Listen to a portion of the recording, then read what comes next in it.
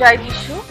আজকে আমরা আলোচনা করব আমাদের যিশু ক্রুশীয় যাতনা, তার মৃত্যু, তার সত্যবাণী এবং তিনি কেন এই পৃথিবীতে এসে আমাদের জন্য তিনি প্রাণ দিয়েছিলেন সেই ক্রুশের ওপরে, সেই বিষয়ে কিছুটা আমরা আলোচনা করব। আজকে বিশেষ আলোচনা হচ্ছে গুড ফ্রাইডে। আমরা কেন সেই দিনটাকে গুড ফ্রাইডে হিসাবে বলি? কারণ সেই দিন যিশু ক্রুশের উপর প্রাণ দিয়েছিলেন। প্রচণ্ড কষ্ট তার হয়েছিল, শারীরিক এবং মানসিক। তাও সেই দিনটাকে খ্রিস্ট বিশ্বাসী আমরা সেটাকে গুড ফ্রাইডে বলি। তার কারণ আমরা আস্তে আস্তে আলোচনা করব। গুড ফ্রাইডে খ্রিস্ট বিশ্বাসীদের জীবনে প্রচণ্ড একটি গুরুত্বপূর্ণ দিন।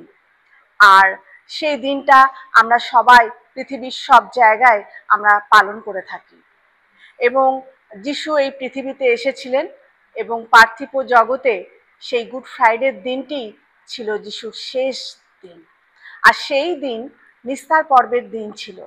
যিশু সেই নিস্তার পর্বের দিনেই তাকে ক্রুশে টাঙানো হয়েছিল। আর তিনি এসেছিলেন সমগ্র মানব জাতির জন্য। তিনি কোনো জাতি ধর্মর জন্য তিনি আসেননি, তিনি এসেছিলেন মনুষ্য জাতির জন্য।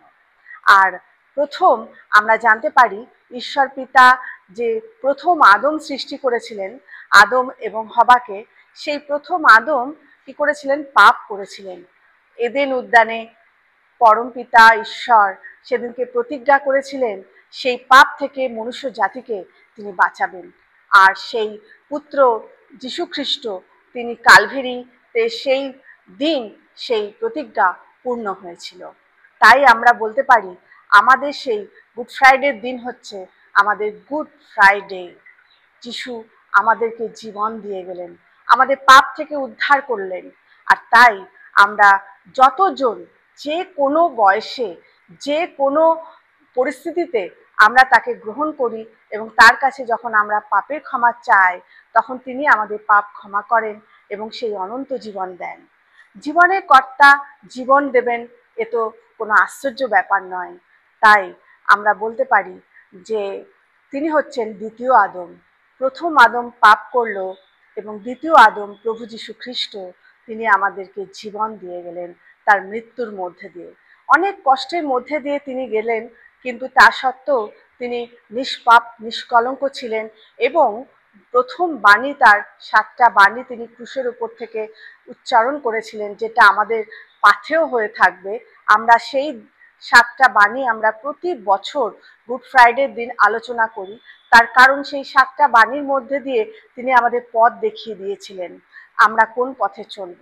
সেই সত্য পথ, যে পথ তিনি আমাদের দেখিয়েছিলেন, সেই পথেই যেন আমরা চলতে পারি এবং জীবনে যেন আমরা সেই জীবনকে, তিনি সেই জীবন দিয়েছিলেন, সেই জীবনকে আমরা লাভ করতে পারি।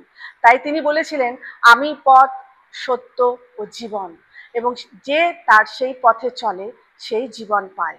তাই আমরা বলতে পারি জীবনের কর্তা যিনি আমাদেরকে জীবন দিয়েছেন, আজ আমরা সেই জীবনের আকাঙ্ক্ষী সব মানুষ সর্বত্র আমরা মুক্তির জন্য চারিদিকে হা হুতাশ করছি, কিন্তু সেই মুক্তি কোথাও নেই, একমাত্র যিশুর কাছেই সেই মুক্তি আছে। আর সেই দিনকে কালভেরিতেই তিনি প্রাণ বিসর্জন দিয়ে মানব জাতিকে পাপ মুক্ত করে গেলেন, যে কেউ তার কাছে আসবে সে জীবন পাবে।